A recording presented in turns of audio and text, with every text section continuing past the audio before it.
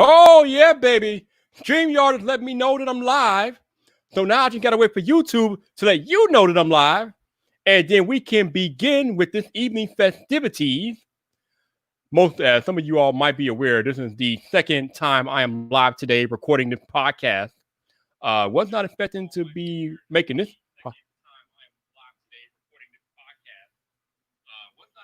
Oh, yeah, you got to love live streams. All right, get that out of there. Okay, make sure that's not going to happen again. All right. Luckily, this isn't happening before the podcast, so we don't have interruptions like that. But yeah, this is the second time I'm live tonight. Wasn't really expecting to be doing this particular podcast, but I'm all about it. I'm good. I'm cool. All right, so people are here. The crowd is filing in. YouTube says there's 10 people watching. StreamYard says there's 3, but StreamYard is slow, so that's all right. All right, so let me get into the introduction and bring my man Gerald out here, and we will begin with the festivity. Oh, there's a lot of people in here. Oh, wow, that escalated quickly. Damn. All right. All right. Oh, this is going to be weird. Okay. So, this is VypDrive episode 102, and this is not one I expected to make, but here we are. Tonight, we have one of the more versatile tech creators in the YouTube tech space. The man does technical gear reviews. He reviews cameras. He reviews audio equipment, different tech equipment. But we are about to become undone because VypDrive starts now.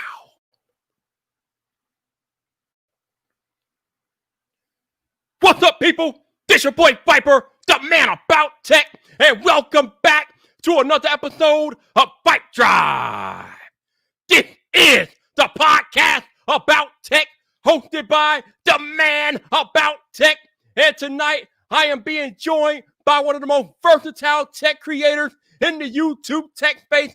He is a tech gear specialist. He is not one who will tell you how to work your equipment, but he'll tell you what the best purchase decision for you might be. So let us get undone as we bring in Gerald Undone to the podcast. What's up, bro? How you doing? I'm doing all right. How are you? He's speechless, y'all. He's speechless. You can't hear me? I said I'm doing well. How are you? Am I in there? Can you hear me? I'm good, man. No, you're good. Okay. I can hear you. I'm good, man. Thank you for joining me tonight. I appreciate you. I appreciate you. Thanks for having me on.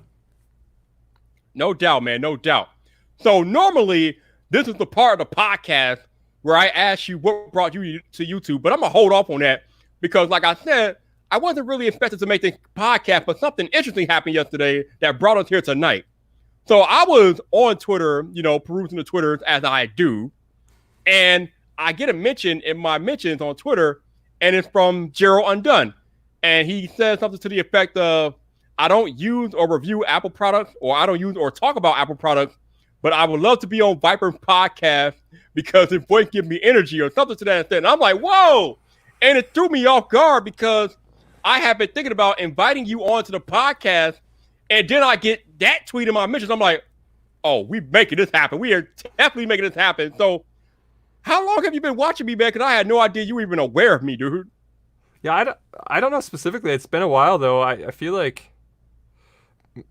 definitely 2019, maybe some 2018 stuff. I saw you doing like Friday night. You had like a bunch of people getting together, Right. And I knew some of the people that were doing that. They would tweet out, I'm going to be joining a group of people on Viper's Friday night stream or whatever. So I would creep around in those from time to time, And then I watched your you did one with Terry like really recently, right? Yep. Thursday. Yep. Yeah, and then I saw the one with Marquez a couple months ago, last month or whenever it was. And every time, I love watching the intros of your videos. That's what I tweeted at you, is because every time you start your videos, you just like yell things about the person coming on. You're just so intense that it reminds me a little bit of I don't want to give you the wrong impression, but did you ever watch Key and Peele? Like Keegan-Michael? I did not know. Okay. Well, they're sketch comedy guys, right? Mm-hmm. And there's this one sketch that there's actually 2 sketches that you could be on the show, man. You could be on the show. It's so good. But there's one called like the anger translator. And it was like Barack Obama would always be political, but then behind him, Keegan-Michael Key would translate that in like, he would like yell what he was saying really intense, right? And then Keegan-Michael Key has this character from back on Mad TV called like Eugene Struthers or whatever, and he interviewed people all the time, and he was like so into what they were saying. Anyway, so I love your energy. You make me laugh every time one of your videos starts, and so I was like, I want to experience that, firsthand. So that. No doubt, man. No doubt. Here we are, baby. Here we are. Thank you for reaching out to me, man. I'm glad to have you on. Like I said, I love what you do. I love how thorough and detailed. And I was watching some of your Studio Undone today, and oh my Lord, those are amazing. But like I said, the first question I ask every first time guest who comes on VypDrive, Gerald, what brought you to YouTube? So this isn't my first time on YouTube, and I was on YouTube way back when everybody was just filling them with like acoustic cover songs and weird things that you would call a vlog, but they weren't really vlogs. I was doing stuff like that back in like 2006 and 7, mostly making like cover music and stuff. And then I just stopped, whatever, did other things. And then in 2016, I started this channel in its current form, but it wasn't doing gear reviews. It was like sketch comedy and weird parodies and stuff like that. Here's some advice for your viewers. Nobody watches variety content on YouTube in 2016. You got to have a focus, a little bit of a focus. You can't just make random stuff, Yeah. At least until you've established yourself. Right. But while I was doing that, I was like cataloging, or I was making videos about the gear and stuff that I was using as part of my like YouTube process, because we were running my partner and I were running a photography business on the side, and so we had access to gear, and so people always asked me, why do your videos look this way, or how did you do that? And so the videos that I was making about how I was making the videos did way better than the videos I was trying to make. So Right. it just sort of pivoted itself by, I would say, early 2018. Eventually I was like, okay guys, you clearly don't want to see my goofy videos anymore. You just want to see my gear videos. So I'm happy to make them. I love gear. So I'll just make those from now on. So that would be probably the best answer, is like from 2018. But there's a colorful history behind that of just like silly videos, man, just like absurd videos. That is pretty cool. They're not up anymore though. So he privated them. Oh, but I believe because watching your current content, especially the Studio Undone videos, I mean, you could tell that you try to put a little humor into it, and it's very hilarious. I remember the one I was watching earlier today with you and Farouk, iPhone, yeah, and you got to a certain corner of his studio. I think it was his music corner, and he was talking about how he brings music and sat together, and you were like, "Oh, really? I watch your videos. Are you sure they come together?" I'm like, "Whoa! Who the shots that were fired?" I'm like, "Damn!" Obviously, it was jokingly, but that was just savage. He was really good at it too, because not only is he a really funny guy, but he plays it well, so that I feel like I threw some bloopers in at the end. I don't know if you saw those, because he couldn't hold it sometimes, like, he would try to be all straight face and then he would break, but he did a good job for the most part, like looking kind of like annoyed with me. Meanwhile, though, that guy's like one of the nicest. Have you met him? He's like one of the nicest guys there is, and hilarious person. I haven't met him in person, but I did have him on the podcast a couple of weeks ago. So yeah, I've talked to him. Yeah, he's legit, man. He's hilarious. Awesome, right? Yeah, he's so good. And speaking of him, he happens to be in the chat tonight. Yes, we are talking about you. You are in the chat. What's going on, Farouk? How you doing, man? How you doing? That's what's up, man. So I didn't watch your Zcam review, but I did watch the live stream that you did answering the critics, and I was like, this is amazing, because as creators, we always get it right. Somebody always has something negative to say, or somebody always wants to pop off at the mouth about what we're doing. Maybe they don't like something we said, or we didn't validate their buying decision, so they're mad. But you took like a whole hour to live stream like critiques and criticism towards your Zcam review, and I just thought it was so epic. So talk about what led you to doing that, because obviously as creators, we get criticized all the time, but you were like, I'm done, and just did something about it. Yeah, I mean, I'll try and keep this as friendly as I can, right? Because I mean, don't hold back, baby. Don't hold back. I mean, they got that video. They can go watch it if they want to get. We'll keep this light, But basically, it's just, and it's not. It wasn't just Zcam, like you said. Whatever products you talk about, it doesn't. Some people were saying in my Discord group, if you make videos about cars or 3D printing, it doesn't matter. It doesn't matter what you do. There's always going to be like a vocal minority that gets upset if you don't, like you said, validate their decisions. And so I wanted to take a minute to talk about how we're going about it the wrong way with that attitude, even if we do it ourselves. Sometimes we watch videos and then we second guess ourselves. But if that ever leads you to anger, where you want to like criticize the person offering their point of view, we're only making a spiral that's going to end badly, because especially if we're talking tech, those criticisms can often develop into an update or the next thing that's going to be better.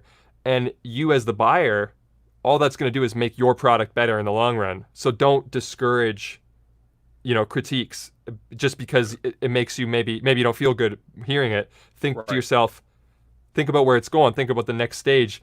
You would never get a better product if there was no feedback about what people want, So I basically just tried.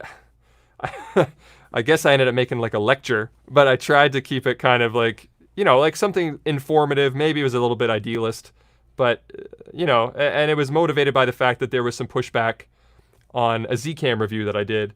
And for me, that was more of kind of like, okay, it's time that we talk about this. Because like I said, I this isn't just Zcam. I've been thinking about talking about this for a while. I'm sure you've had it for years, right? So, but the Zcam was like, okay, we'll use that as our case study. And we'll talk about the Zcam one because it was fresh. I knew what I was thinking, Anyway, I'm glad that you liked it. I definitely, when I tweeted it out, I was like, I think YouTubers will appreciate this too, because all genres probably deal with it. All of us, no doubt. And it's like a conversation that we've had on these live streams so much about how creators should go about reviewing a product. Now, there's a right way to go about trying to review products, and then there's wrong ways to go about trying to review products. I think a lot of times, negativity kind of wins out sometimes, because, sometimes it might be seen as the thing to do to be negative, but there's a way to constructively criticize the product without being negative. But even with that, like you mentioned in your live stream, sometimes some creators might be afraid to negatively or talk about the cons of a product because they might get the backlash from the community. But as reviewers, if we don't provide that constructive criticism to the brands about their products, we're not doing our job, and we're not doing any favors to potential buyers, like you said in your video. So that's why I jive pretty well with what you were trying to say, because I know what you're talking about. I've had these conversations with my fellow creators a few times now. And like I said, it's just a right and wrong way to do it. But as a creator and as reviewers, we should not be afraid to provide that constructive criticism about a product or service, because that is how you make it better. Exactly. And it was that I would say, some people were like, oh, this guy's lost, like he's going at it, he's angry. I wouldn't say that I was angry, but if there was something that set me off to make the stream, it was that. I had a conversation with a friend who's in the same space, and we were talking about a bit of the pushback, and they were like, yeah, man, I had that camera, and some things I liked, I didn't like, and I just returned it. Didn't bother making a video on it. And that thought process, I was like, this is not okay. We can't have people whose opinions I respect and I'd want to hear not make the video because they know they would have to throw in a little negative pepper in there, and they don't want to see the backlash to that. I was like, that there's something wrong with that. You know what I mean? Right. So I was like, maybe maybe I could preach a bit about it, and then people, what do they say? If you could reach one person. Yeah, right. But again, but to the credit, if I can defend it just for a second, sorry, the comments on the live stream after it was published have been overwhelmingly in agreement. So I think that should stand to state that we're usually talking about a vocal minority here and not everybody. Most people do seem to be reasonable. They want the information. They want to make informed decisions. But that vocal minority can make some creators afraid. And I think we just need to put an appropriate, separation there to where we know, don't worry about it. And I think that's what I'm trying to say for encouragement. If you read the comments, if you feel that way, anybody that's listening, go read the comments on that live stream, and then you might think, screw it. I'm posting what I have to say, and I think you'll be fine to do so. Especially being creators, there comes a point in life where you need to realize that you can't make everybody happy. No matter what you do, you are going to make somebody mad. You're going to upset somebody. It's just a matter of life. Deal with it and just do the best you can, because as creators, we have to be reliable and trustworthy for our audience. I know sometimes there are creators out there who might try to butter up the brands and things and talk positive and things about brands, and that's all good and well, but don't do it in such a way that you jeopardize your credibility with your audience, because your audience is what got you to that dance. So if you're being dishonest to your audience in favor of trying to have a favorable relationship with a brand, you are doing a disservice to your audience, and that's just not a good way to be at all. Yeah, I agree completely. No doubt, man. So you do gear reviews. You do all types of gear reviews. I'm curious, do you have like a favorite category of gear that you like to talk about? Yeah, I mean, I would say my focus is wide, but if I had to like narrow it down, it would be, I use the phrase creative technology, as in like tech that goes into making stuff. So whether, like you said, audio, cameras, lenses, anything that you use to like, and I've been focusing a lot on video and live streaming lately, probably because of the climate that we're in. But before that, I talked photography a lot too. Post-production, and this month and last month I've been trying to do a little bit more into like the computers and the network and stuff that also, like, when you start to do post-production stuff. So basically the whole gamut of making stuff with your gear, that's what I'm interested in. But that's pretty broad. So within that, I would say that cameras and lenses would probably be the number one in there, but yeah, you can't tackle it all, so. So I am a camera noob, but recently I was gifted with an awesome gift from a fellow tech creator.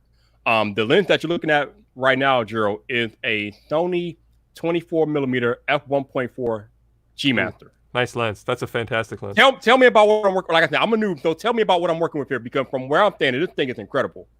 Yeah. So if you want a couple of like superlatives, everybody's got a 24, right? Sony's 24, in terms of like photo lenses, we're not talking high-end Cine Primes, but like in terms of photo lenses, Sony's 24 is probably the best you can get. It's crazy sharp, amazing corrections in there. If you're into something like astro photography, like you want to go shoot stars at night, it's got, I keep it simple, it's got corrections so that your stars don't look weird when you shoot wide. So you could shoot wide and keep, it's like a whole coma thing.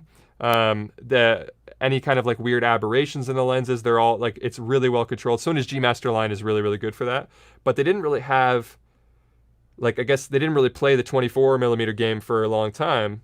And then when they came out with that lens, it was, I think it was like, hey, we made the best 24mm of the different brands, right? And there's always going to be a chance for somebody to come back and take the title. But I think right now, Sony's got the best 24 in that G Master. It's expensive. Yeah. But it's one of those lenses where I think you legitimately could say you're getting what you pay for. G Masters cost a lot, but it's a fantastic lens. And for what you're doing, I think it's a good call. You can use it for that more intimate kind of up close vibe, and it doesn't do too much weird stuff to your face, which is nice too. Sometimes you get up close in a 24, start sucking the nose out of your face and into the camera or whatever, but you look good, I don't know what you look like on an 85 side by side, but I mean, I think you look good on a 24. It's a good lens. Yeah, man. This lens is like, I've used it to shoot a video now, and I've been using it for a live streams, and man, it is like completely blown me away. This lens is amazing. Like, my only problem with this lens though, Gerald, is that the autofocus just drives me crazy. You're gonna say autofocus. You know what you got to do with that lens? You got to slow that autofocus down. If you throw on some older lenses, you might find you got to have it responsive and fast. You don't want that on the 24. You want it on like normal responsiveness and like medium to slow speed if you're shooting yourself. If you're out there, you want to track something, that's fine. But if you keep that on responsive and fast settings, yeah, it's going to be like, like just all over the place, You got to slow it down. That lens is too fast. No, the problem is that for me, it's too, I think I have it on normal lens setting, but it's too damn slow, man. Like, here we go, let's see. See, damn it, do something. It doesn't respond. Like, damn. Are you too close to the lens? I don't think so. I mean, I'm close, but I'm not that close. Like, oh my god, this is so annoying. This drives me crazy. It's like I gotta be at like a magic point or something. Like, I don't know what you do. I don't know what you're doing over there, okay? But it looks like you doing something wrong, not the lens. What? I'm just Look, obviously the different settings for different things, but what I see is when you take that hand away, it very quickly like throws the glass to the background and then like to your face. That tells me that it's set fast. Maybe you got it flipped where your responsiveness is low but your speed is fast or something. I'm not sure. I also don't know what kind of like, do you got it on wide with a face detection? Like, what are you using for? I think I have it on center autofocus because I was trying to stop it from focusing on the mic. So yeah, okay. So it's possible. There's ways the camera uses a lot of like using the A7 III. Yes. There's some intelligence there for it to know how and when to prioritize things. So it does take autofocus is one of those things where because it's not just super intuitive and perfect, you have to kind of find the sweet spot for what you do. And you might find you gotta, maybe I like this, you said center, maybe you like a zone better, or maybe you want wide with just face detection. But then if you have face detection on, if you do this, it'll still focus on your face because you can still make out your face. You gotta like block your face. You'll have to play with it till you get the sweet spot. Yeah. But it should do it for you if you dial in those settings. But yeah, I don't know what to tell you about this. Yeah, I think one of the thing about what I do when I shoot videos, I use my smartphone and I'm using the Sony imaging app, and I think when I do that kind of erases face detection. It does. That's a big problem. I wish that the imaging app was better for the A7 III. You can't, as far as I remember, you can't even use it to spot focus. So it's not like you could put the lens in manual and then like focus with the app. The app is basically just for seeing yourself. You know what I mean? Mm-hmm. Right. So you could see yourself, but then you lose face detection. So it's kind of that needs a fixerino right there, I think, if you ask me. But they're working on it. I know they're working on it. Speaking of working on things, one of the things that we have been lamenting about, especially as it relates to Sony cameras, is that for the longest time, the full frame cameras at least have not had an articulating screen. So we know with the ZV-1, they finally put an articulating screen on that bad boy. But Gerald, will they ever bring that screen to their full frame cameras, man? He doesn't have an answer. I would say that I would personally be surprised and disappointed if the next full frame camera didn't have an articulating screen on it. Preach! Yep. But I don't imagine that I'm going to be disappointed. If that makes any sense to you. But I don't know. I don't know for sure. Obviously, I don't. Everybody always asks me in the chat. They're like, "Tell us about your A7S III." I don't have an A7S III. That's the honest truth. I don't have like some secret version of the camera that I have like an embargo on. I don't have one. But I have gone to a lot of the like where you meet with the techs and you talk about things, and I've talked with techs a lot, and I feel like I have a pretty good sense of the momentum of things, and like if I was under NDA, I wouldn't be able to tell you this. So all I can say is that I would full on expect the next, A7 or whatever, the next full frame, you want to call it that, to have a side flippy articulating screen. So if that's what you're waiting for, I think you can wait. You can wait comfortably.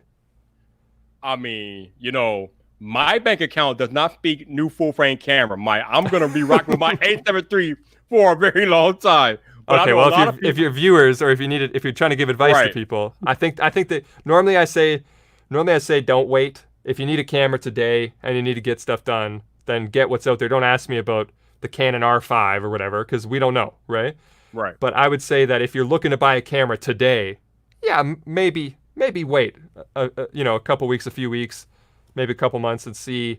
I think the options are going to open up in the camera landscape in a favorable way for everybody coming soon. So yeah, it seems like camera technology is getting better and better. Now, it doesn't advance as rapidly as smartphone technology, but it does seem like more cameras are incorporating smart technology into them besides upgrading features in glass and things like that. So cameras are definitely, and I should say camera technology is definitely on the rise, and it's getting very exciting in the camera field for sure. Yeah, for sure. I mean, I get excited about. I've been using the same setup for a while now, and I think part of it's probably just because this is what I'm into, but I get kind of like bored or antsy with using the same stuff all the time because I feel like you stop learning after a while. If you use the same rig, you get really comfortable with it, and if it was like on a paid job, that's good. But for what I'm doing here, where I'm trying to like learn and experiment and bring new content and stuff like that, I mean, I've used this Blackmagic as far as it can go. And my A7 III, I've done everything you can do with that camera, other than just do more of it. So like I said, if you're making money with it, then go for it. Right. But I want something fresh now, so that I can like get, how you get excited again, get back into it. You like kid with toys, and you like spend all your time. That's what I want to. I want to get the juice back. I got to get that back. So I'm excited for this summer. You want to get that buzz back, right? Exactly. So I think July should be a good time to, get that. Because I mean, Canon already said they're looking, I think like the 9th or something like that. And if you look at the rumor sites, there's something churning over at Sony. So I don't know what this was. So we hope. I mean, they always got some rumors out there, but I mean, I don't know, man. We got to see. So you make content about the creative things that go into making content and things like that. So what does Gerald Undone use to create his content? Well, right now you're watching me on the Blackmagic Pocket 4K. Okay. Up here, this is an Octava MK12. That's a mic that people sleep on, by the way. This is like some old Russian mic. It's cheap. You got to buy it on like, I mean, you can get it on Amazon stuff, but it's not like a regular item. You got to find like an old mic that somebody like is selling, but you can get it for like a couple $100, and they sound like an $800 to $1,000 mic. So it's a good mic. Got that going on. Over on this side is all my Sony stuff. I use that for if I'm out taking pictures, or if I want like a travel camera. Some I can do photo and video with at the same time. Some I want to carry around. I use A7 III as well. Bunch of Sony lenses. And then most of my YouTube videos though, this is I gave you my YouTube shot, what you're seeing right now. This is my YouTube A-roll shot. So that's on the Blackmagic Pocket 4K. And that's a great camera for the money. I mean, it's probably one of those value buys where you go down in history as being like one of the best bang for the buck options that, ever came out or whatever. But I could use something new. Get that excitement back. So is there anything out there that has your eye? Yeah, so tomorrow, hopefully, if the delivery people are on their game, I should be getting Canon's C300 Mark III, which is their new cine camera. Now it's a big camera, obviously, for comparatively to what I'm talking about here. But I'm excited to try that one out. And then, just like everybody else, I'm excited for Canon R5, which is going to be announced, hopefully. Well, I guess they kind of announced it, like they gave rough details, but I mean, proper announced, that should be July 9th, I think they said. And then the next thing that Sony's got, those are the things I'm excited for. But for real tangible cameras, I'm going to definitely be spending my time with the C300 Mark III starting tomorrow, hopefully. So that should be fun. Nice. Shout out to the 39 of you all that are watching this podcast live. I appreciate you hanging out for another episode of VypDrive with me and my man, Gerald Undone. Thank you guys so much. If you want to support the podcast, you have the option to super chat. You can buy me a coffee, which the link is in the description. You can become a channel member.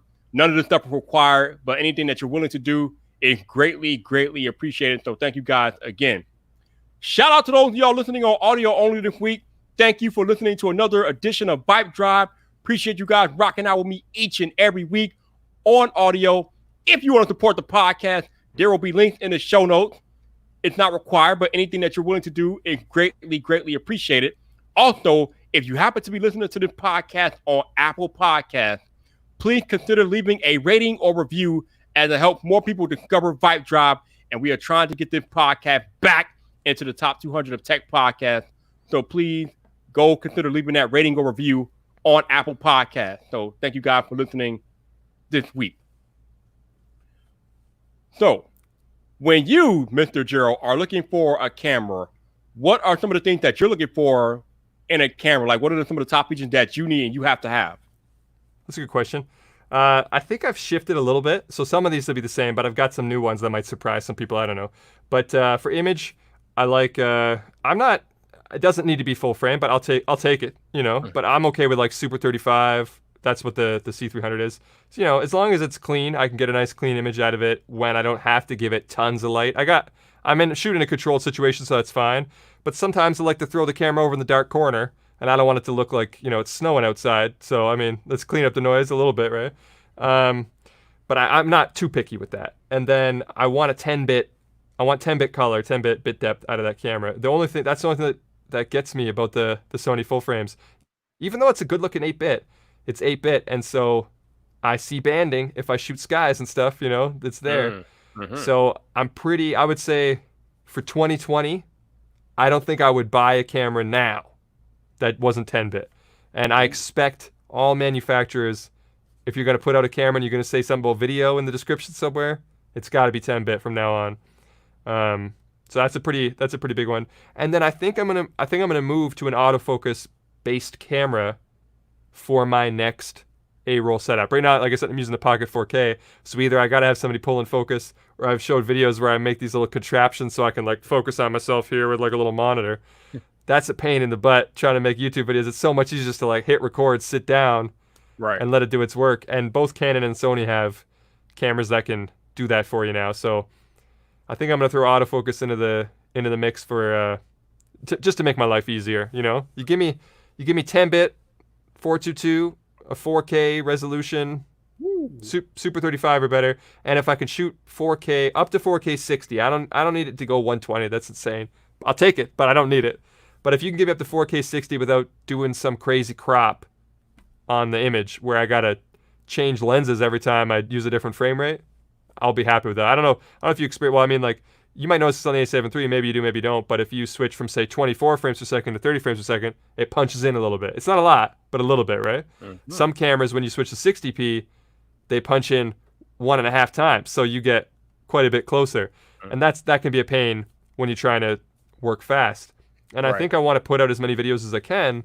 Yep. So if I can trim some production time stuff down here and there, it's worth it in the long run, right? So I'd say those are my big ones. Anything that makes my life easier, and those are.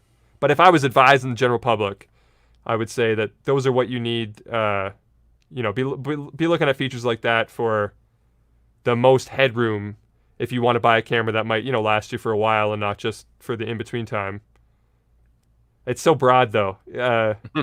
I guess you know what it is like when you get used to having or using a lot of different types of cameras from different brands and different, I think it almost warps your brain a little bit to being able to actually answer that question well, because this is the thing I got to fight the most as a gear reviewer, is staying like in touch mentally with a person who's maybe buying their first camera or looking to upgrade from something to something a little bit more heavy duty.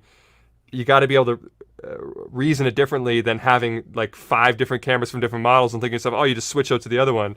So to come up with like a definitive list is a good thing, but I also got to make sure I don't make that list like unattainable, right? Because that's the balance, I guess. And so I think a reasonable list, I'll make it super point form for you, would be 4K 60, 10-bit, 422 with good autofocus. And I mean, I feel like some kind of stabilization should be doable, because even Canon Cine cameras now have like an electronic stabilization. So I feel like you give somebody those things, they could probably do pretty much anything without blaming the camera. You know, it's on them after that. So I don't know.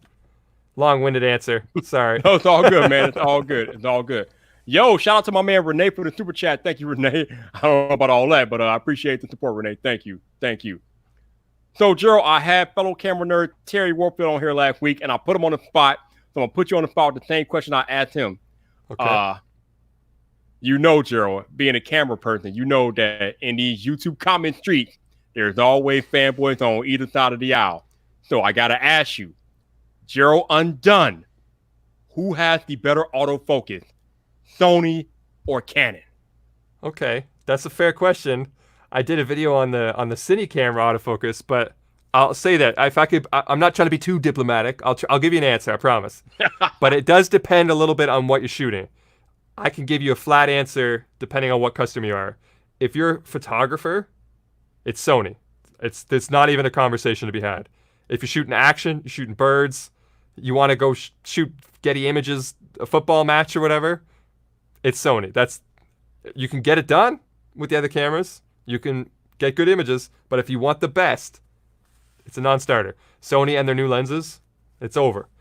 If you're shooting video, both are fast. That's something. Both are responsive. Both can track. But it depends on what kind of like feel you want. I found that the Canon, and I'm talking good Canon, like their best implementations of dual pixel, has a very organic way of moving the focus. So I feel like if you're somebody who wants to have that kind of feeling like you're pulling focus with autofocus, I think Canon would be your best bet. However, if you're somebody that doesn't want to see that and you want it to be, if I point this camera at something, it snaps too, because maybe you're doing some kind of peppy vlog or something like that, I actually think Sony is faster. So I found, if your vlogging style is kind of just like, bam, bam, bam, show me everything, Sony will do that better. I have seen vlogs from people on Canon. It's probably 50% they didn't set up the autofocus settings right, because honestly, autofocus settings mean a lot. And the other 50% is that Canon, again, has that more organic vibe. So sometimes it's still pulling focus from the garbage can in the background, coming to your face, and that's when the moment happens. So the edit puts that scene in, and you're watching it. I'm sure you've seen vlogs that you watch, you go, oh, that's weird. The focus was like, it was out for a minute. You know what I mean? Mm-hmm. And yet they put that in the edit. You're thinking about that. That's just Canon for you. And you could tweak it to make it better, but it does happen. Whereas Sony, the worst thing that you'll see in those things is that sometimes it'll kind of like flash somewhere and then come back, which can also be weird and distracting, but it does work better if fast is what you're trying to do. So Canon smooth, Sony fast. Figure out what purpose you want to do with it. Both are good. Yeah, both are good. But yeah, if it's action, it's Sony all the way through. And photographers should look at Sony. That's where it's at right now. But when I did like C500 Mark II against the FX9, which is like, I guess that you would consider that the best focus that both of them have. Mm-hmm. And I like the look of Canon's kind of like organic movements, But I shoot all those, well, actually, I mean, I don't shoot when I'm in the studio tours, right? They're all shot by my partner using Sony autofocus. So I think that goes to show that, one, you can keep it on, like you can keep it locked. It doesn't have to hunt, do any of that stuff. And you can like be whipping around through a versatile environment.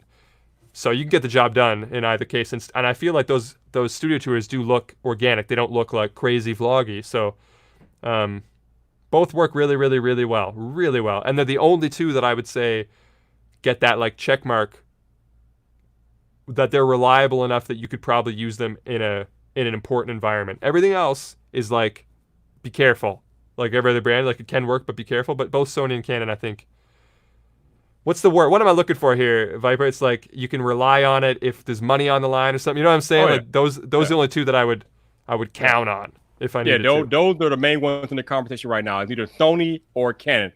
I think it was last year on May the 4th, and I think our buddy Brandon, if Disney Set Today was a part of this, there was like a large creator collaboration, and it was a Star Wars video, and they were doing Canon versus Sony, and their cameras were turning into lightsabers. It was like one of the coolest things like ever. But it's just crazy, like because they had played it all out in video, but that's stuff that actually goes on in the comment section every time you upload a video like that. It's true, right? Crazy, right? Yeah.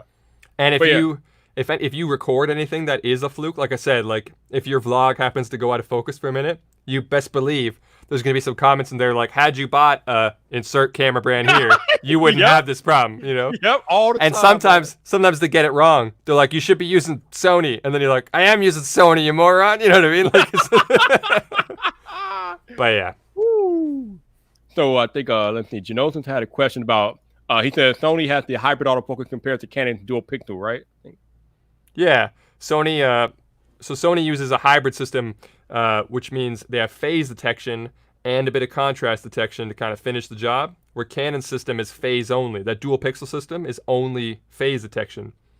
And pros and cons of this would be that you could argue that Sony would be more accurate in in situations where contrast detection would benefit, because Canon might have that issue. And it comes down based on what aperture you're shooting at and what kind of like light to dark dynamics you have. And if you've got like lights in the back of your shot and stuff like that, there might be some advantages to one system over the other. But both have programmed themselves these days to be pretty darn good. But there are cases where hybrid system, you get the speed from having phase, but the nuanced accuracy of having contrast detection. But I don't know. I mean, when it comes to like photos, you'd be hard pressed to like. I mean, all the action cameras that people were using, or cameras for shooting action photography, were using phase detection sensors separately. So phase detection is crucial, and that's what Canon uses. They're not like limited in a huge way by not having contrast detection as well. Mm-hmm. But if you have contrast only, then you are limited in a huge way, and then you have problems like what DSLRs used to have and what Panasonic is still struggling with.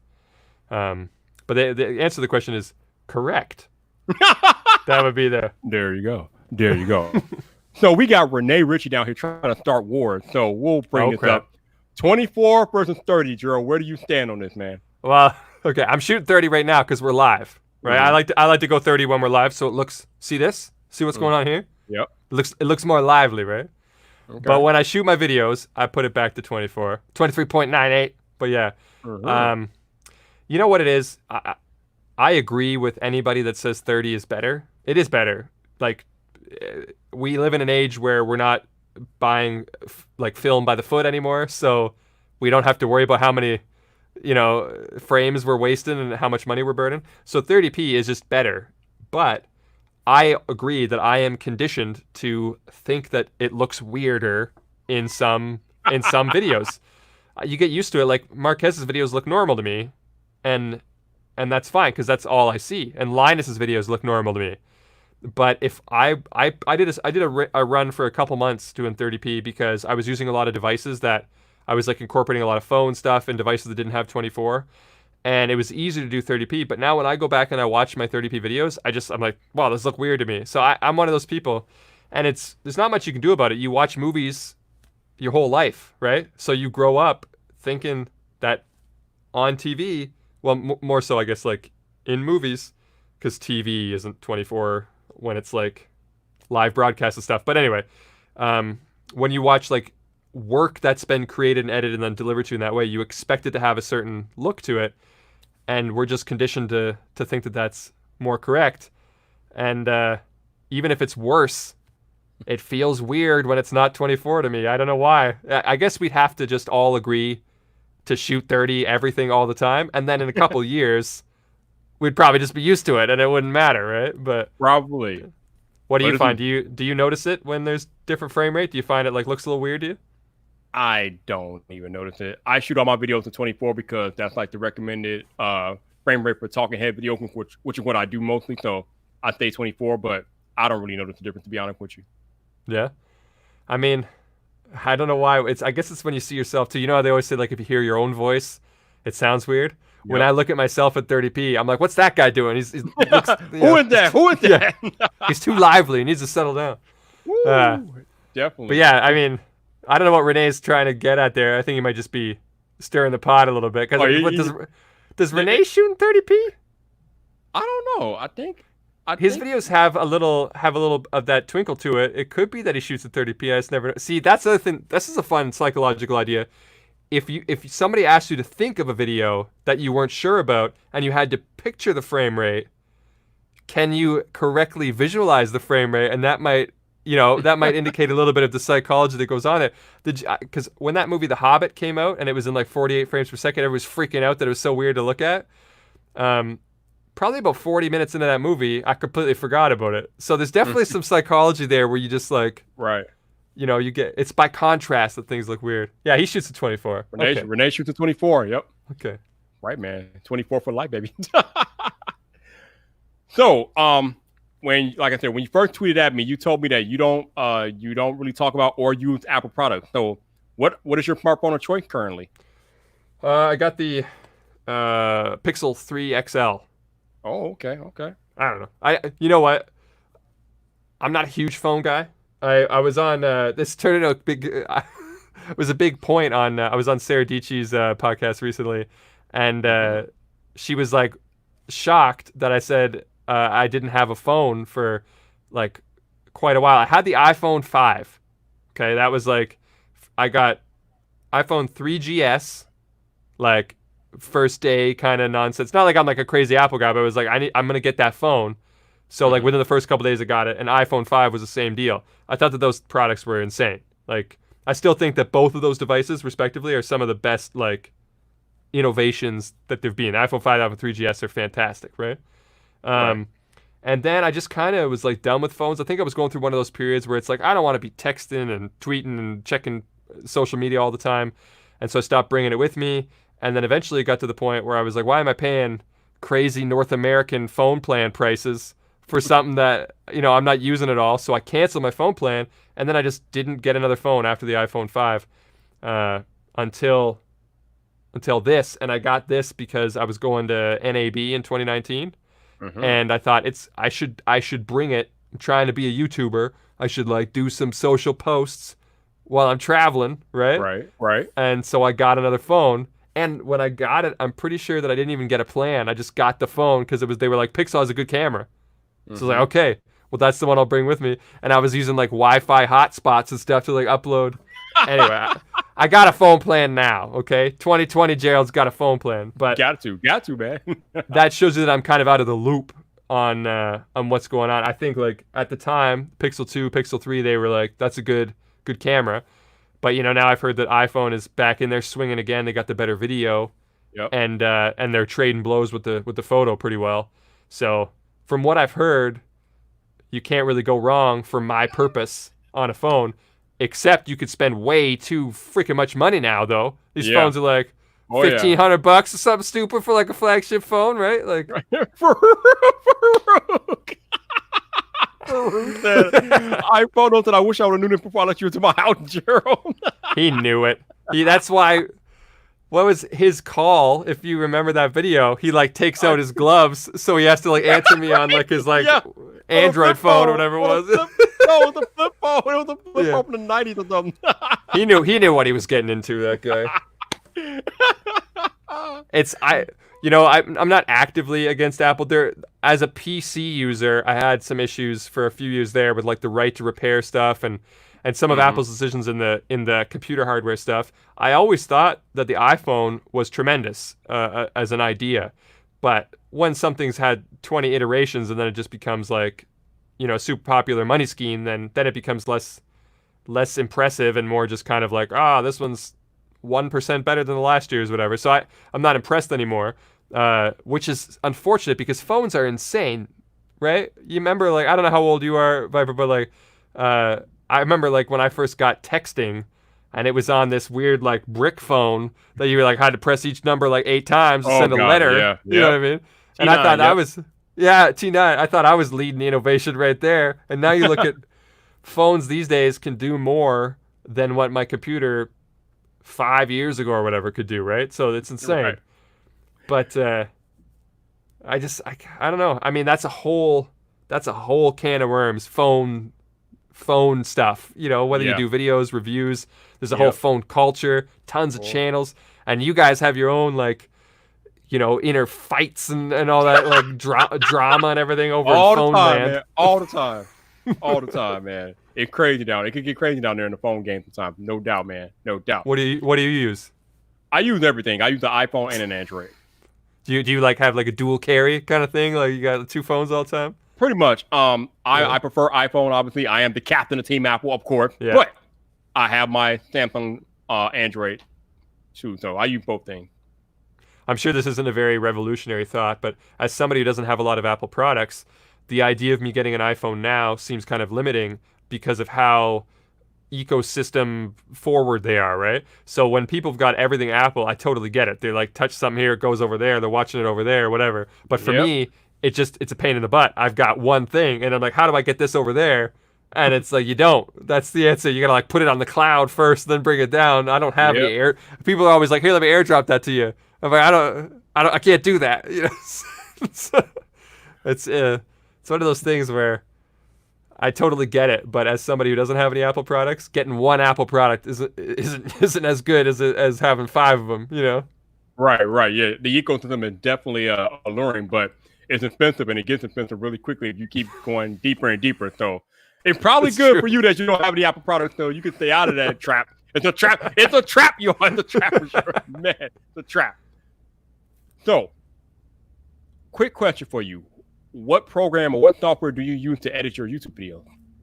Yeah, I'm on DaVinci Resolve now for, I don't know, probably several months now. I was doing Premiere for probably the first like 2.5, 3 years of the YouTube channel, and then I switched to Resolve. I think early this year, probably something like that. I was dabbling with it, but when you want to switch, you got to be careful because you don't want to like, now I can't upload a video for a month till I learn this thing, right? So I was like doing it on the side, and then I was trying a couple projects where I was doing it in both, and then eventually I was able to take it over with Resolve, and now I'm 100% DaVinci Resolve. Gotcha. Okay. So I want to talk about your Studios Undone series because, I mean, obviously other creators do content like that, but you bring humor into it. It's just like natural humor. You're like standing over them with the clipboard. You're like, hey, what are you doing? Don't do that. So how did the idea for the Studios Undone concept come to be?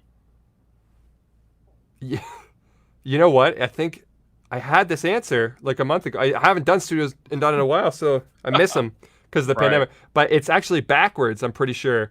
That I think what it was is there was a sponsorship opportunity on the table with Storyblocks, and they were talking about doing something long term with me, right? Mm-hmm. Right. And I was like, I don't want to feel the scramble where I got to come up with a video. And then so I was like, it'd be cool if I had like a series, and I just linked it in.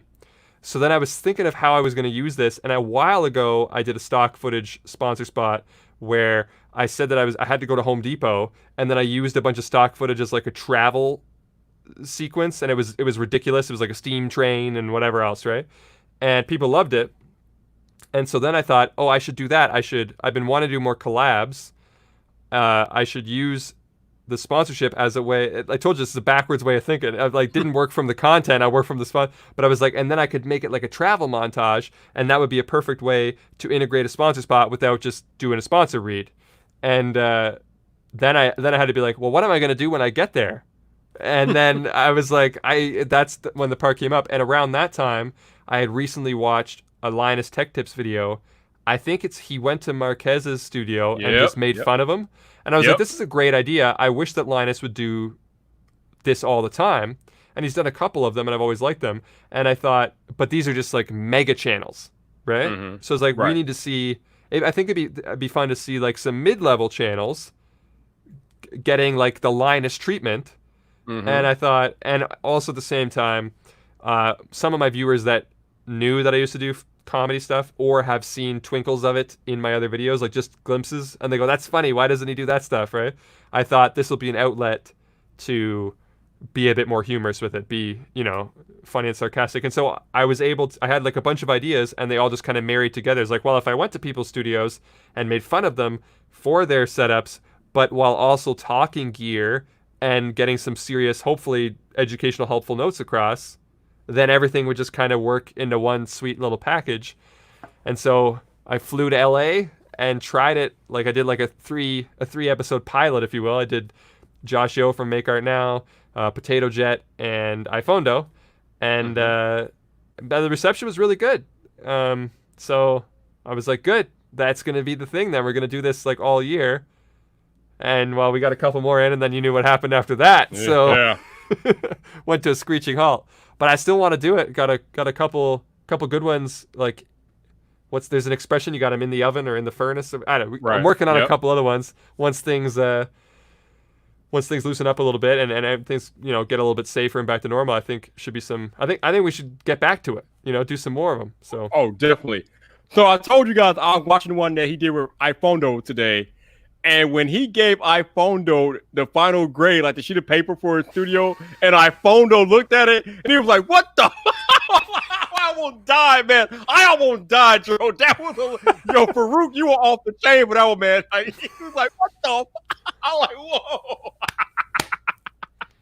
Yeah, Oh, that was he's hilarious, man. And you know that what's was so good so about it is that I would say, especially with iPhondo, it was a guy that I've seen around a bunch of times. We go to similar events and stuff like that, but always just like sort of fleeting conversations. But I always kind of like enjoyed it. And I thought these tours, you guys see the edited fun version, but outside of that, there's the whole art of like doing a production together around that.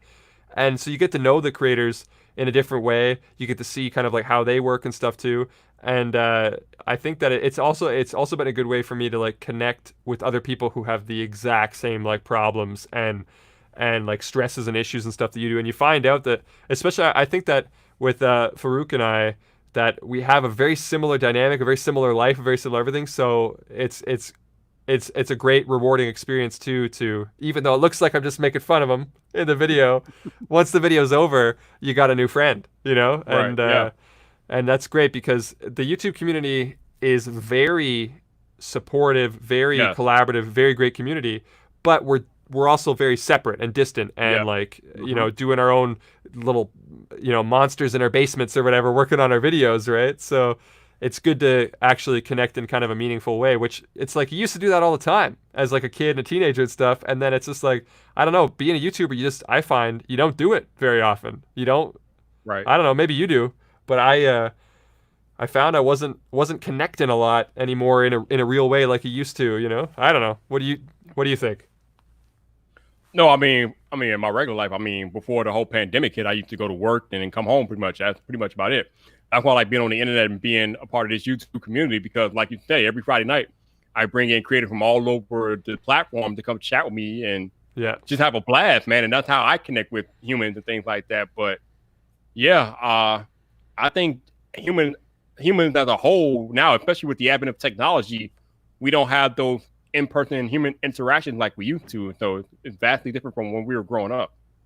And everything's kind of like edited too, you know? So Yeah. like we're putting out these kind of like polished versions that Yep. yeah, you kind of miss it when you, like I said, the Fruit was a great example just because of how similar I found that we were, where it's just kind of like everything, the answer was the same, you know? It's like you ever get upset about this or you ever have this happen, or and we were also like relating to like our spousal situations too, because like Farouk shoots like at home, right? Yep. And you got to like be mindful of the space, and like he kind of took over the living room just like I have and stuff, so there was a kind of you know, sharing that kind of thing. It helps you, I guess, like feel like this sounds like I'm giving you like some sad story here, but like YouTube is a lonely art, if you will, in a way. There's a great Yeah. community, but the act of doing YouTube, if you think of it, is kind of absurd. You're like sitting there talking to yourself for, you know, a couple hours, and then you edit yourself talking at another version of yourself, now the editor self, and then you put it out on the internet, and you got to listen to yourself to make sure it went okay, and then people are telling you how well you were talking to yourself. It's a weird thing, right? Like YouTube's a weird thing. So Yeah. you know, getting to be able to like do that is it makes you feel a little bit less crazy being a YouTuber, I think. Anyway, I don't know. That's me. It's funny though because I was talking to Justine yesterday, and obviously we've been at home for a while because of the pandemic, and she kind of shocked me because she told me how much she enjoyed being at home, and Yeah. I'm just like, huh? I'm like, as much as you travel and as much as it seems like you love traveling in your videos, you're telling me that you enjoy being at home, and she's like, yeah, I enjoy being at home, but she said a part of it because she's an introvert, so you know when you're an introvert, when you're dealing with other people, that takes a lot of energy out of you. So sometimes as an introvert, you are better when you're by yourself, left to your own devices. So like for her and people that are introverts like her, having to constantly travel and interact with people can be kind of draining. So having this period of time being at home alone by yourself in your own thoughts is kind of refreshing, I'm guessing. I think so. I think that that's pretty common from what I've seen, that introverted aspect, and that, you know, I would say the same idea. I agree the same thing, that doing these studio tours, as rewarding as it's been, it also is, exhausting because there's travel involved, and travel always is kind of, it's like a bit of an energy drain, right? So as much as I was sort of bummed out that I couldn't do more studio tours throughout this summer, there was a bit of that recharge where it was like, well, I guess, I got the next couple months open to sink into whatever I want. And there definitely was, I could totally get what I just need to stand there of because I'm the same way. I was making this joke about the social distancing thing, and I was saying, I guess I've been social distancing my whole life because I didn't really notice a difference. Right. You know? And I mean, I should say that carefully because there's people that have been like significantly negatively impacted by this. Mm-hmm. And I'm lucky enough, and I know you were talking about this, maybe it was with Marquez or something. I think I saw something you were talking about how working from home has been a blessing for people who can, obviously, right, during this time. And so I fully acknowledge that. But at the same time, it was also weird how little different it was for me outside of not going to do studio tours, which was relatively new for me anyway. I just, again, some bozo in his living room yelling at a camera. Nothing really changed. You know what I mean? Whoa. There's only one of us yells at the camera, and that's not you, buddy. That's me. I'm the one who yells at the camera. You talk to the camera. That's true. But, yeah, I mean, I totally get her. I totally get that perspective of, I guess you can appear one. I guess maybe that's the difference is that for Justine, she has a very outgoing appearance on camera. So when you find that the real person just likes to keep it quiet at home, that might be a surprise. Maybe it's not a surprise for people to find that about me because they think I'm some camera nerd. They're probably like, yeah, he's probably huddled over in the corner tinkering with something with a screwdriver in the dark. It's not a big surprise for them, But I think it's common across YouTube. I'm sure there are some extroverts out there on YouTube, but most of the camera nerd community I find is an introverted bunch for sure. Would you say, which side would you say you're on? I'm definitely more introverted, definitely. Yeah. That's pretty common, I think. I think to be successful at YouTube, you really have to be strongly introverted because there's a lot of hours that you put in by yourself, shooting, editing. Like you said, you're pretty much by yourself. Unless you have a team, you're pretty much a one-man band. You got to edit, you got to promote, you got to do the admin stuff. I mean, and you got to be kind of introverted to do all that stuff and excel at it. So, yeah. And you know how you said that for introverts, it can be draining to get out there and mingle. Mm-hmm. Yep. I think for extroverts, the reason why YouTube would be extra hard is because they got to recharge by going out there and getting interaction and feeling it connected and stuff. If you take an extrovert and you stick him in a studio and you say, stay until the job's done, they might go crazy. You know what I mean? So you have to be able to, endure that. I guess if somebody's like looking at doing YouTube, keep in mind, you're going to have to deal with that, And Absolutely. It's a thing. It's a real thing. It's hard. So it helps if it's not as hard for you. Right. I think it's a good topic. No doubt, man. Absolutely. So we've been going out there for about an hour. So Gerald, do we have time to take some questions or? Yeah, let's do it. All right. I told you. I just here in my living room all day long, boys. So I got time. It is Q&A time, people. So if you guys got questions from my man Gerald Undone, let them fly now or forever hold your peace, man. I mean, like I said, when he live stream, he probably has like 600-700 people in his chat. So I figured it'd be a little easier to get some questions into him. So hey, you know what's funny? That Zcam stream, that was this is a sort of comical thing, but I don't go. We were talking about how drama sometimes like sells for tech, right? You were saying that. Yeah. And I don't usually go negative. I don't usually do drama. Like I have criticisms, but I never do like this is the worst piece of junk ever as like a title. You know what I'm saying? It's I try to keep balanced. But that stream, take it however you want to take it, was the highest concurrent viewership I've ever had on a live stream. And maybe just because like there was a lot of people like this is an interesting topic and I want to hear it or I want to hear this guy go off drama. Or maybe the people just thought it was applicable. Like and I feel like it applied to YouTubers and YouTubers might have shared it around and then you get more people watching, right? But it's kind of funny that my most drama stream, if you will, was also the most watched. It's kind of like, all right. people love drama, man. People love drama. Stetson wants to know, where did you get the idea for having the audience create your intros? That's a great question. I get asked that from time to time, but I love talking about it. The truth is I watch YouTube just like everybody else, watch a lot of stuff, and there's always, hit that like and subscribe. There's a lot of like calls to action, right? And for some reason, I found myself being kind of annoyed at early call to actions. Like I put mine at the end, and there's a lot of channels that put them at the end. But when it's kind of like, before you watch the video, leave a comment telling me, it's like, that felt weird to me. What are you even talking about first? You know what I mean? Right. The reason why people do that is because you want to get that engagement when you can, rather than hoping somebody does it while the video's moving on to the next video or whatever, right? So I tried to like devise a scheme. It's what it was, to where it marries the idea of getting early engagement without asking for it, and where it feels like some kind of noticing inclusion community kind of thing. And at some point, I think I just started doing... Oh, you know what it was? It was like an open casting call, because I used to have an intro that I stopped doing. And then I said, what am I going to say now or something? And then some people included a couple. And so I was like, okay, the next video, I'll use yours. That's a funny idea. And I put it on the screen. And when I did that, somebody else commented one, like on that video. And I thought I should do this, because the response was like, they're seeing it and they think, this is my idea, but they're seeing it's like a community idea. And if they leave a comment, then their comment gets put in the next video. So they're being recognized for their work or whatever, like for their creation. So you also get that kind of like acknowledgement aspect of it. Plus, it also kind of drives the idea of watching the next video, because maybe your comment is going to be in it, you know? Right. So it was kind of just like it happened a little bit gradually, but the fortification of it was the idea to kind of rig the system a little bit, where it's like I can get people commenting because they might think it's funny to have me say things, and then in so them doing that, they're also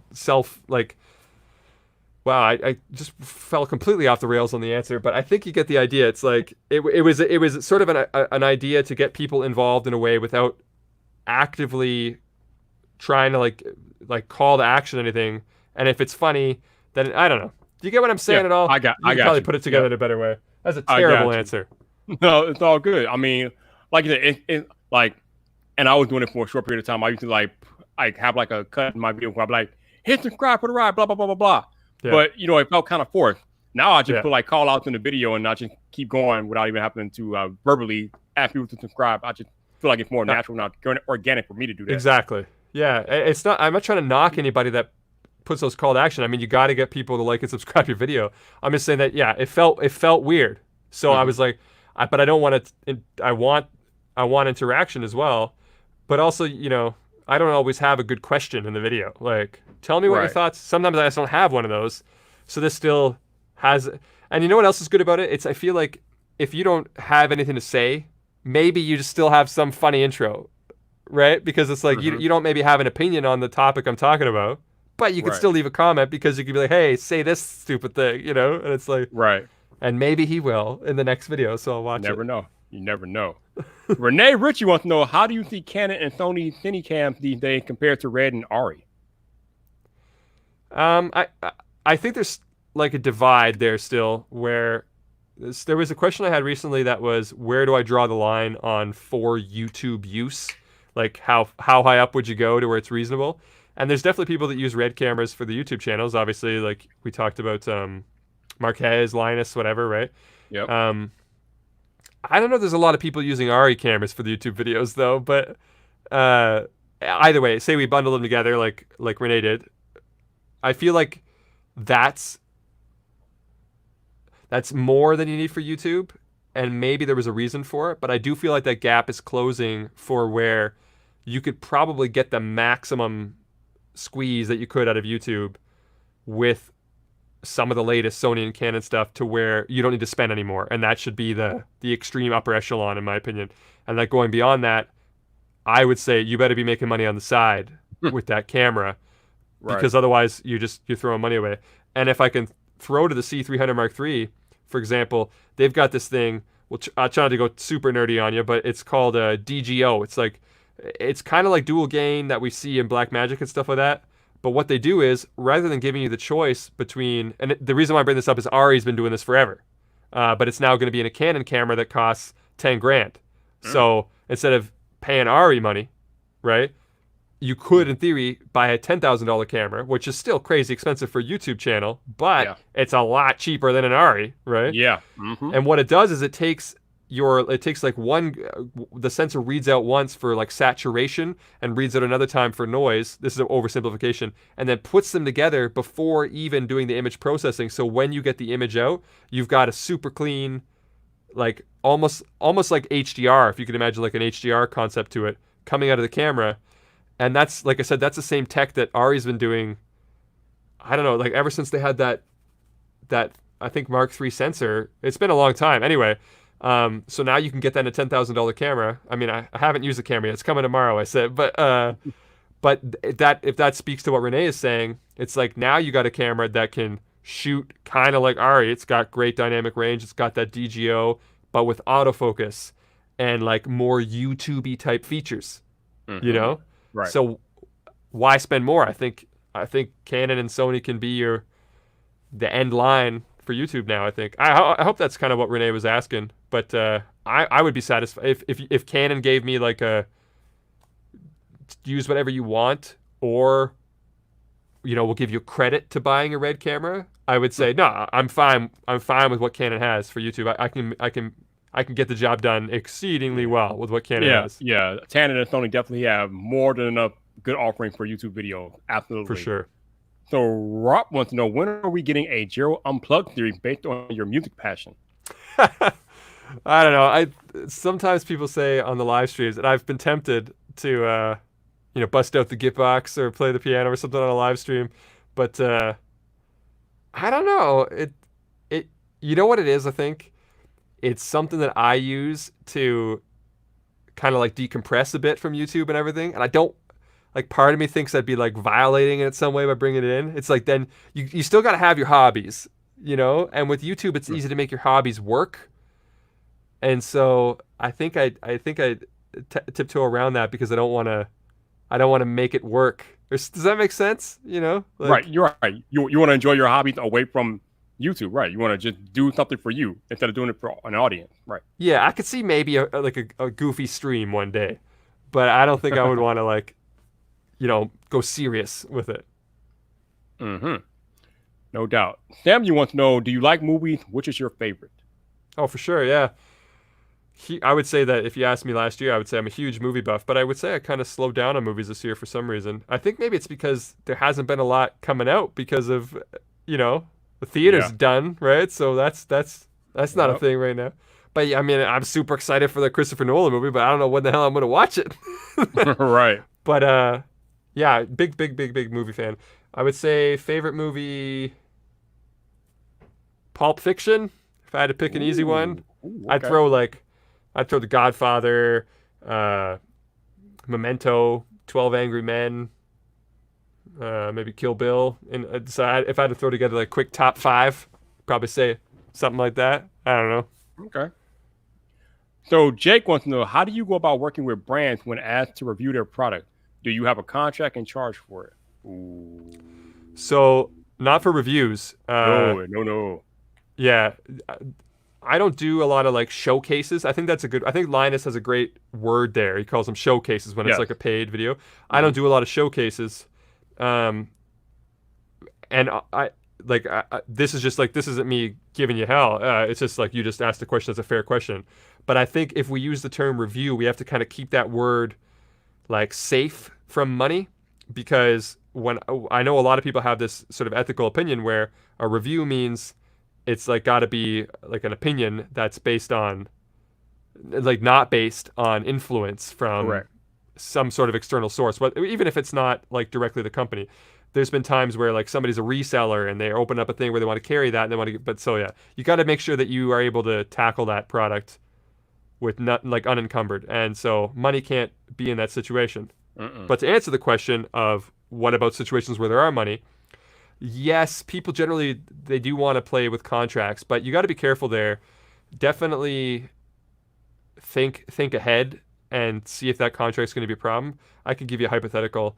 I've had ones where they want something like, you make the video and then we are entitled to X number of edits and you can't say anything disparaging and like just kind of like clauses like that.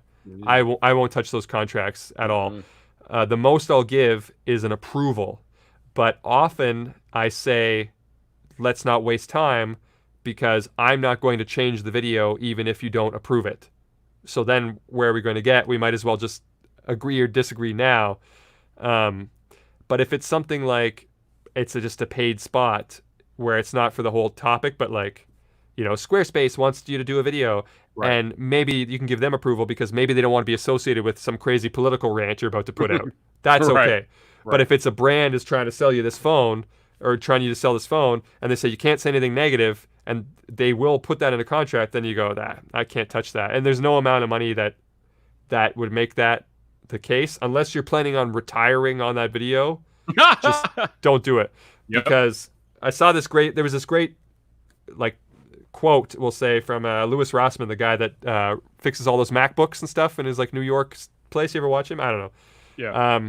He said that I don't know. He was offered like $20,000 or something dollars to do something, and you got to think about if that $20,000 you did this now and it completely ruined your reputation, and it was game over. How quickly would you have been able to make back that $20,000 and then some? It's not that complicated of a math equation where, nobody's offering to give me $20,000 for video. Let me say that. But the idea is whatever money you could make in one video, you'll be able to make that over time without taking that deal. So make sure that deal isn't going to ruin your credibility or just make you feel, crap about what you're doing. Exactly. It's like I said earlier. Yeah. It's like I said earlier. Don't do something that's going to ruin your credibility with your audience. Not a good look. Exactly. And even that just as simple as omitting criticisms, which again, you might find in the contracts. But to be fair though, most paid deals have a contract, and sometimes they're just basic stuff, you will put out video by this date, you will share on your social pages, and it's got to be at least 5 minutes long, and it must feature this product or whatever. And then you're like, yeah, okay, sure. You know what I mean? Like, I've done videos where it's like, you feature, I did a computer build recently that wasn't a paid video, but for them to supply all the parts, they wanted me to like mention who supplied the parts, and they gave me a date when they wanted the video out, and because it was also involved with AMD, they wanted me to like have AMD in the frame somewhere, and I was like, okay, that's not that, sure, you know what I mean? I'd probably have that somewhere in the frame, just on my table anyway. So right. Those kinds of contracts are good. But yeah, there's always, the answer was like, is there contract? Yeah, the answer is there's always contracts, but some of them are no good, and you have to turn down sometimes a decent chunk of money, and it can, when you remove YouTube from the equation and from the bubble, and you think of it removed, you're like, that's a decent chunk of money that I just can't accept, because what do you mean I have to only say positive things and I can't right. compare it to what I already have, and some weird clause where it's like if I end up changing my mind in the future, I can't ever say, like, you know what I mean? Like, so you can't buy my opinion forever. It's right, such a weird. Yeah. Anyway, I'm just ranting now. Yeah, no doubt. Hey, Farouk, thank you for the super chat, sir. I appreciate you, man. Thank you. Woo. All right, let's see. Stetson wants to know: would you recommend acoustic sound panels or acoustic blankets for sound treating a room? I mean, panels generally work better. You can get a lot done with blankets. If you're trying to do something temporary that you can just throw up, and you don't necessarily want to be putting holes in your wall. You don't know what the long-term plan is. I think blankets can be a pretty good solution, and you can always bring them with you to the next place or wherever you're going. If you're planning on, building the studio or whatever and settling in, then I do think that acoustic panels. By the way, I'm talking about panels, not like foam. I probably wouldn't invest too heavily into foam. But yeah, like if you're going to build your own panels or buy some panels, they can, like, I mean, you're going to spend a day like screwing them into your walls and stuff like that. Like, it could take some time.